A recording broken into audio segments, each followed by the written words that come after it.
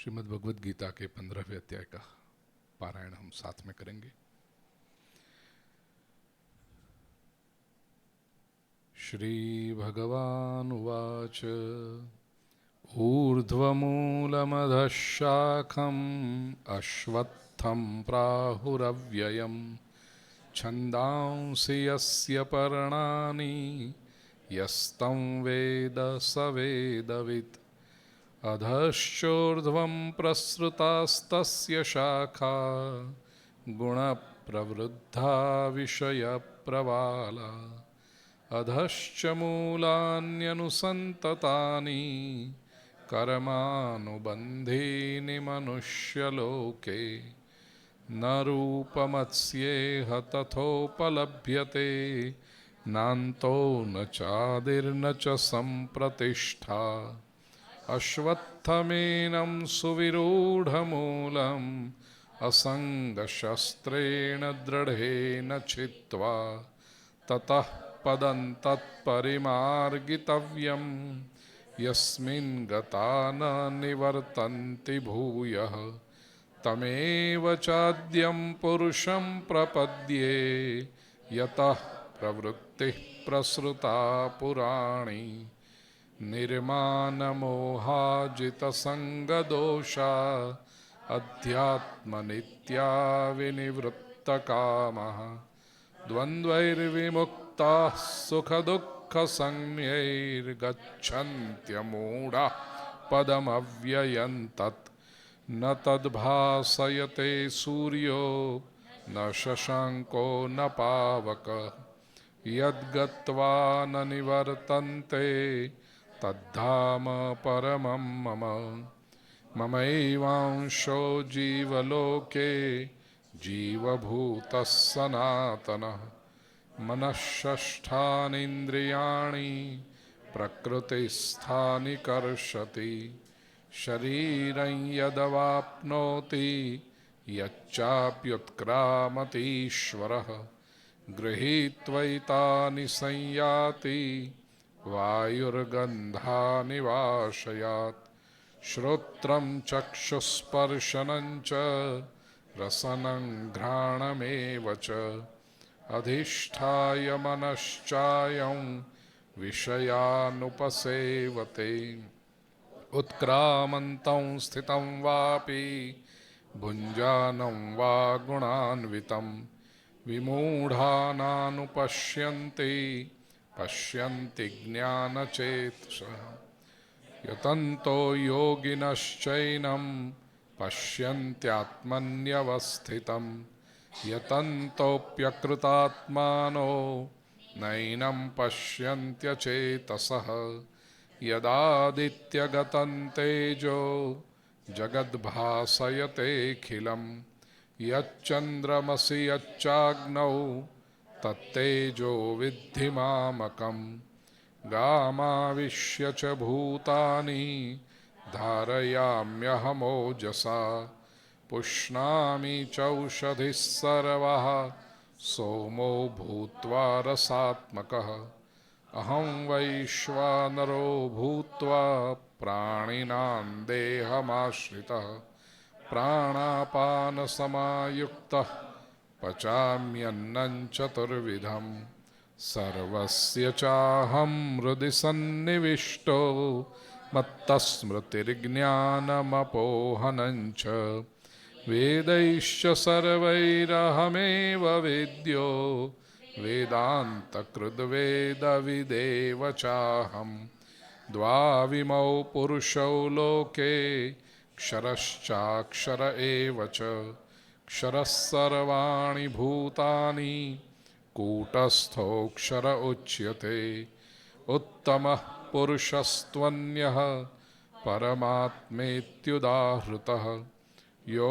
लोकत्रयमाविश्य बिभर्त्यव्यय ईश्वरः यस्मात्क्षरमतीतोऽहम् अक्षरादपि चोत्तम अतोऽस्मि लोके वेदे च प्रथितः पुरुषोत्तमः यो मामेवमसम्मूढो जानाति पुरुषोत्तमं स सर्वविद् भजति मां सर्वभावेन भारत इति गुह्यतमं शास्त्रम् इदमुक्तं मया नघ एतद्बुद्ध्वा बुद्धिमान् स्यात् कृतकृत्यश्च भारत। ओम तत्सदिति श्रीमद्भगवद्गीतासूपनिषत्सु ब्रह्मविद्यायां योगशास्त्रे श्रीकृष्णार्जुनसंवादे पुरुषोत्तमयोगो नाम पंचदशोऽध्यायः। श्रीकृष्णार्पणमस्तु। या कुन्देन्दुतुषारहारधवला या शुभ्रवस्त्रावृता या वीणावरदण्डमण्डितकरा या श्वेतपद्मासना या ब्रह्माच्युतशङ्करप्रभृतिभिर्देवैः सदा वन्दिता सा मां पातु सरस्वती भगवती निःशेषजाड्यापहा। शुक्लां ब्रह्मविचारसारपरमामाद्यां जगद्व्यापिनीं वीणापुस्तकधारिणीमभयदां जाड्यान्धकारापहां। हस्ते स्फाटिकमालिकां विदधतीं पद्मासने संस्थितां वन्दे तां परमेश्वरीं भगवतीं बुद्धिप्रदां शारदां। वसुदेवसुतं देवं कंसचाणूरमर्दनं देवकी परमानन्दं कृष्णं वन्दे जगद्गुरुं। गुरुर्ब्रह्मा गुरुर्विष्णुः गुरुर्देवो महेश्वरः गुरुः साक्षात् परब्रह्म तस्मै श्रीगुरवे नमः। नारायणं नमस्कृत्य नरं चैव नरोत्तमं देवीं सरस्वतीं व्यासं ततो जयमुदीरये। नारद भक्ति सूत्र का जो दर्शन हम कर रहे हैं,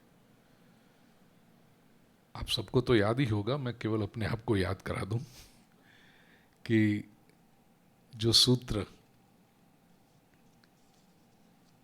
भक्ति कैसे करनी चाहिए।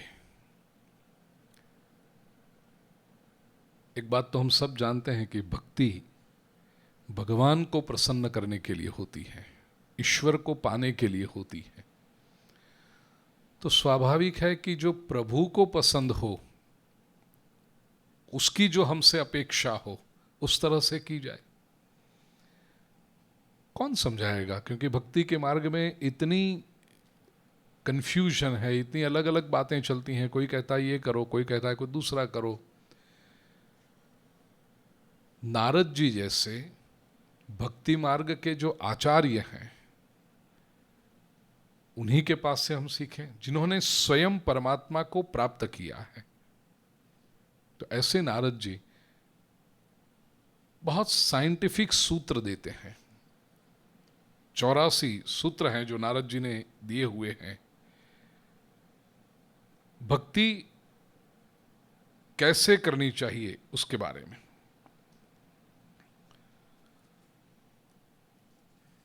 कई बार मैंने इन सूत्रों के ऊपर प्रवचन किए हैं और खास करके अपने एकादशी में चिंतन करते करते 8 सूत्र तक हम पहुंचे थे।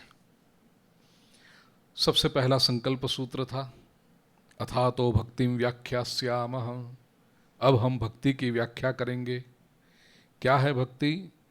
सा त्वस्मिन् परम प्रेम रूपा, जो परमात्मा में परम प्रेम है। भक्ति की नींव है, भक्ति का फाउंडेशन है प्रेम। प्रेम के बिना भक्ति संभव नहीं। जो व्यक्ति प्रेम नहीं कर सकता वो भक्ति नहीं कर सकता।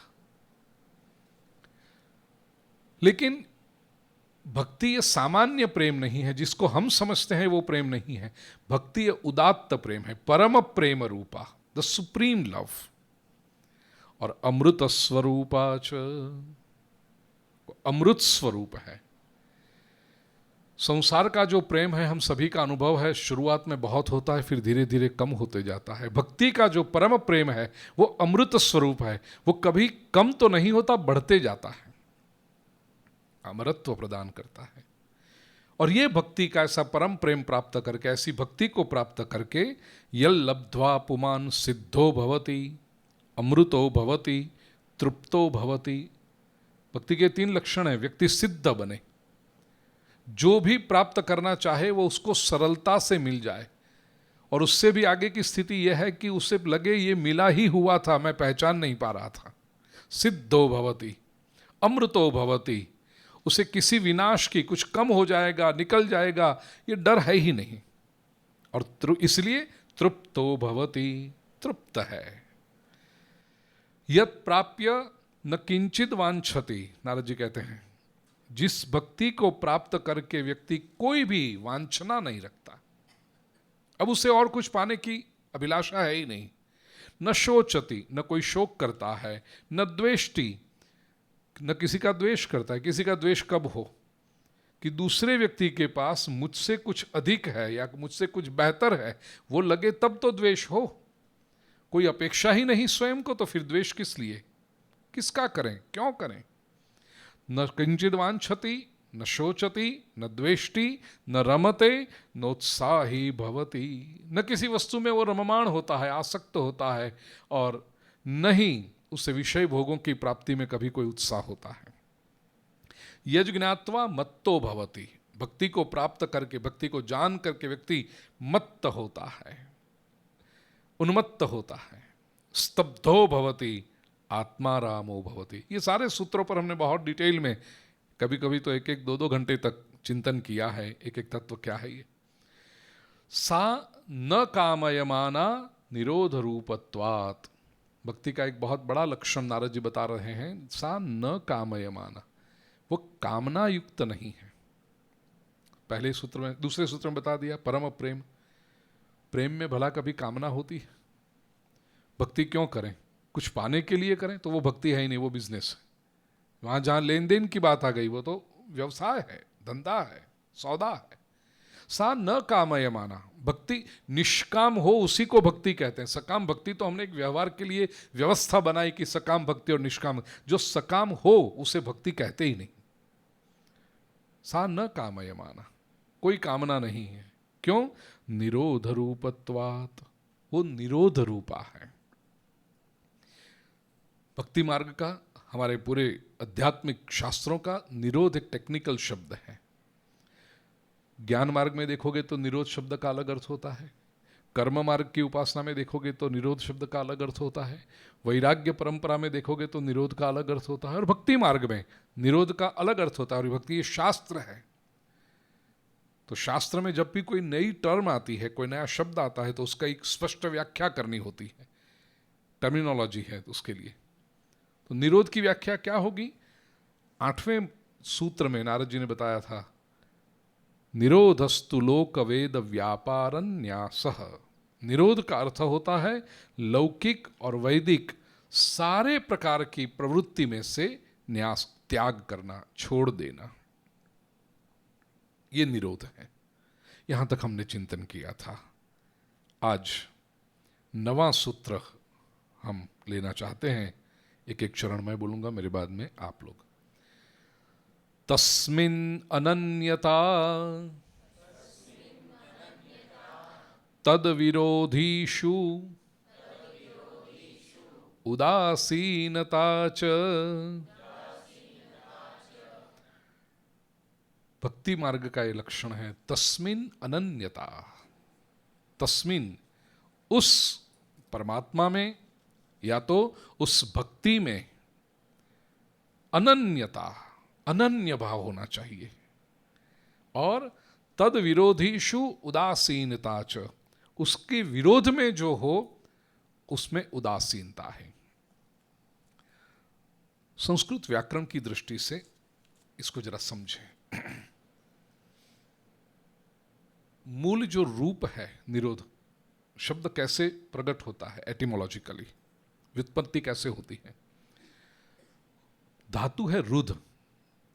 रुध का अर्थ है अटकना, रुद्ध होना जिसे कहते हैं, अटकना, रुक जाना, ऑब्स्टिकल आना, उसको कहते हैं रुध धातु। रुध में, और जो रुध करता है उसको कहते हैं रोध। जो अटकाता है, जो रोकता है, उसको कहते हैं रोध। अब उसके आगे कौन सा शब्द लगता है? 3 शब्द फोनेटिकली जो सिमिलर लगते हैं उस पर थोड़ा चिंतन करें तो ये निरोध तक आसानी से पहुंच जाएंगे। रोध के आगे जब हलंत क लगता है तो शब्द बनता है क्रोध। वो क्या है? रोध, रोकता है। क अक्षर नेगेटिव है, जैसे संतान, कुसंतान, पुत्र, कुपुत्र, ऐसे जो कु लगता है, तो ऐसी कोई खराब वृत्ति जिससे हम अटक जाए, जिससे हम रुक जाए, उसे कहा क्रोध। और हम सब